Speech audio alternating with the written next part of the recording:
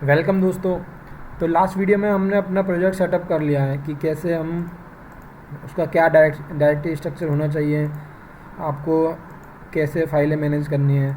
Common function बना के अलग ही आप अपना footer, header, side bar, top बार मैनेज कर सकते हो। तो अब हम डिस्कस कर लेते हैं कि हम एक छोटा सा जो प्रोजेक्ट बनाने वाले हैं वो मतलब क्या बनाने वाले हैं उसके अंदर। तो उसमें हम एक लॉगिन फॉर्म बनाएंगे। सिंपल सा एक लॉगिन फॉर्म होगा जिसके अंदर हम एक स्टूडेंट के लिए बना सकते हैं। जैसे एक स्टूडेंट आएगा, अपना रजिस्ट्रेशन करेगा। वो जैसे रजिस्ट्रेशन करने के बाद जैसे ही वो लॉगिन करेगा अपने सिस्टम में, तो उसके सामने एक बटन होगी जहाँ पे वो अपने सब्जेक्ट सेलेक्ट कर सकता है कि मेरे को हिंदी चाहिए, मैथ्स चाहिए, या जो भी आप वो सब्जेक्ट है वो कर सकता है। एक पैनल होगा उसमें एडमिन का। तो एडमिन का पैनल में क्या होगा कि वो हमारे रजिस्ट्रेशन कितने हुए हैं स्टूडेंट के वो देख सकता है और कितने सब्जेक्ट हमें स्टूडेंट को दिखाने हैं, तो उनकी वो लिस्ट अपने मैनेज कर सकता है एडमिन। तो इस टाइप का हम एक छोटा सा बनाने वाले हैं। तो ठीक है। और हाँ, लास्ट वीडियो में ये नीचे नहीं आ रहा था, इसका जो इशू था वो ये था,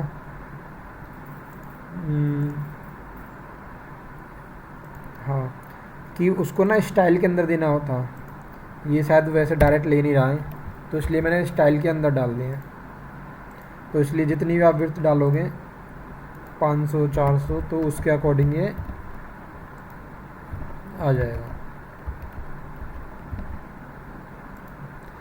तो लास्ट वीडियो में हमने ये मैनेज कर लिया। अब एक काम करते हैं, ये मैंने आइकन यहाँ से उठा के एक आइकन भी ऐसे लगा दिया है। अब हम डेटाबेस बना लेते हैं। तो मैंने आपको प्रोजेक्ट बता दिया है कि हम क्या बनाने वाले हैं, तो उसके अकॉर्डिंग हम बनाते हैं। इसका नाम हम रख लेते हैं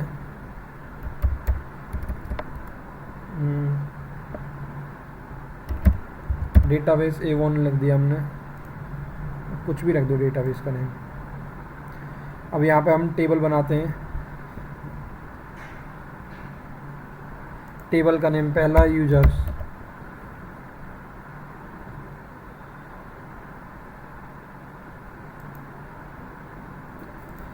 उसके अंदर आईडी होगी और उसका नेम के बाद ईमेल आईडी,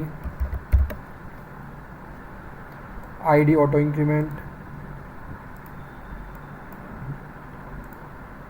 नेम वेरकेयर,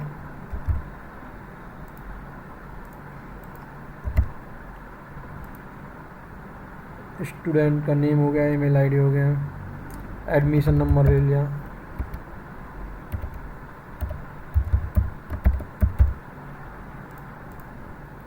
वो किसी में भी आ सकता है।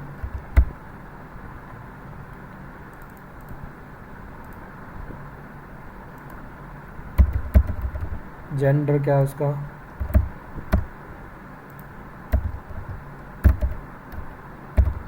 मेल है या फीमेल है। डिफ़ॉल्ट कुछ नहीं रखते हैं। और फ़ोन नंबर,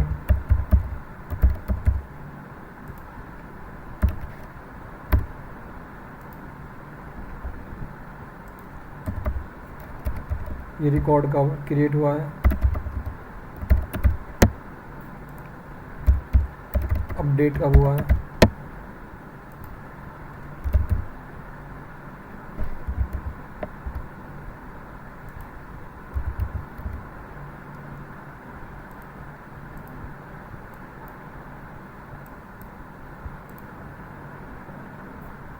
ये हमारा यूज़र का एक बन गया। अब एक और बनाते हैं हम, सब्जेक्ट। यहाँ पे हमारे पास आएंगे सब्जेक्ट के नेम, आईडी,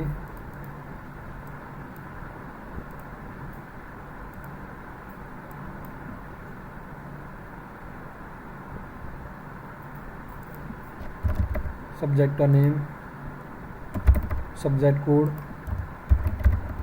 क्रिएटेड ऐड।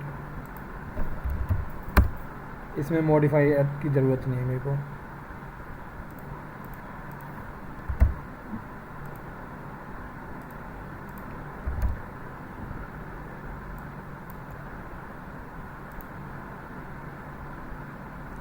ये हो गया।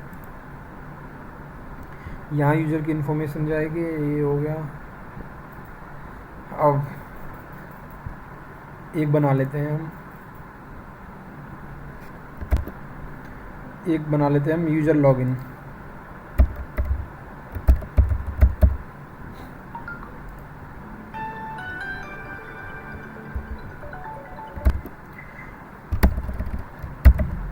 इसमें रखते हैं हम आईडी,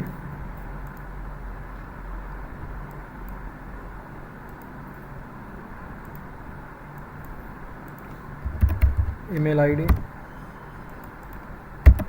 पासवर्ड,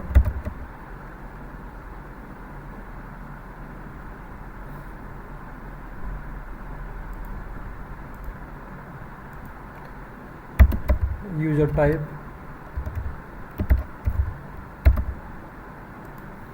और स्टेटस क्रिएटेड ऐड।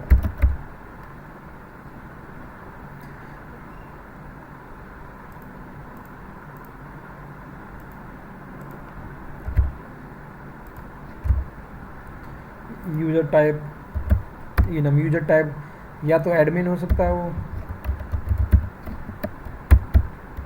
या सिंपल यूज़र हो सकता है। तो कुछ भी नहीं डालेंगे, तो हम डिफ़ॉल्ट एज डिफ़ॉल्ट हम मान के चलेंगे वो यूज़र है। स्टेटस उसका ये नम रखते हैं, एक रखते हैं 0, एक रखते हैं 1, डिफ़ॉल्ट में रख देते हैं 1। मतलब अगर वो स्टेटस उसका 1 होगा तो इसका मतलब वो एक्टिव है। अब एक्टिव इनएक्टिव रख लेते हैं, एक्टिव इनएक्टिव, कुछ नहीं डालेगा तो वो एक्टिव है। और ये डाल दिया टाइम स्टैम्प।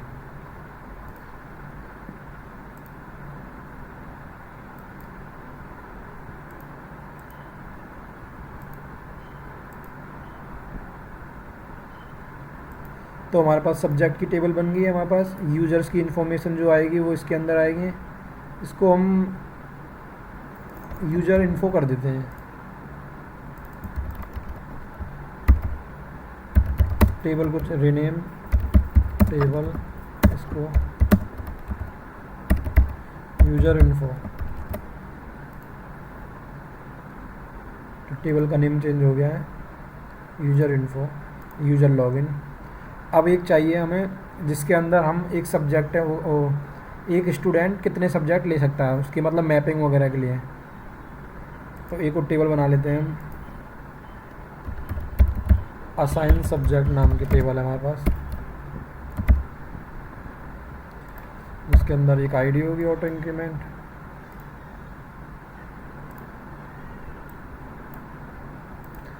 और यहाँ पर होगा सब्जेक्ट आईडी, इसमें जाएगा student ID, created at time stamp. ये आईडी ठीक है इनके लिए, और बस यही बहुत है।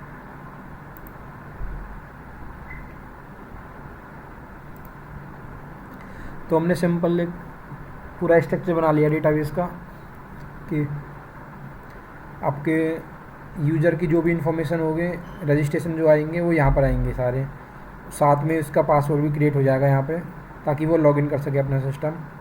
उसके बाद सब्जेक्ट आपके यहाँ आते जाएंगे, सब्जेक्ट नेम, सब्जेक्ट कोड, और असाइन सब्जेक्ट यहाँ पे कि इस स्टूडेंट ने स्टूडेंट की आईडी, स्टूडेंट का सब्जेक्ट, स्टूडेंट की आईडी, स्टूडेंट की सब्जेक्ट आईडी, तो वो ऐसे असाइन होते जाएंगे। तो हमने पूरा इसका डेटाबेस का स्ट्रक्चर ही बना लिया। ठीक है दोस्तों, अब नेक्स्ट वीडियो में करते हैं हम बाकी का क्या।